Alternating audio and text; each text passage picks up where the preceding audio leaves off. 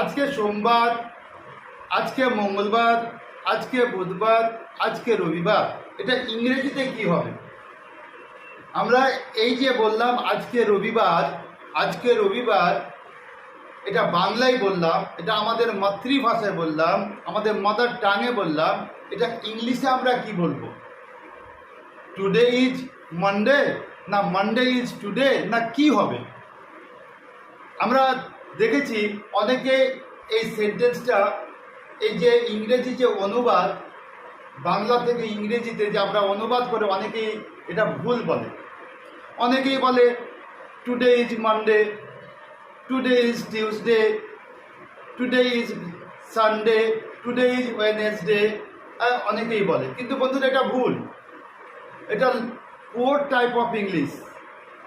Actually আমরা জানি ইটের ব্যবহার, যে সময় নির্দেশমূলক বাক্যের সাবজেক্ট ইট হয়, দিন নির্দেশমূলক বাক্যের সাবজেক্ট ইট হয়, মাস নির্দেশমূলক বাক্যের সাবজেক্ট ইট হয়, সাল নির্দেশমূলক বাক্যের সাবজেক্ট ইট হয়। এক্ষেত্রে আজকে সোমবার, আজকে সোমবার আমরা ইংরেজিতে বলবো, আজকে সোমবার ইংরেজিতে বলবো ইট ইজ মনডে টুডে, কিংবা টুডে ইট ইজ মনডে। আজকে রবিবার আমরা বলবো টুডে ইট ইজ সানডে, অথবা ইট ইজ সানডে টুডে বলবো। আমরা বলবো না যে টুডে ইজ সানডে, বলবো না, টুডে ইজ সানডে কোনো রকমই বলবো না।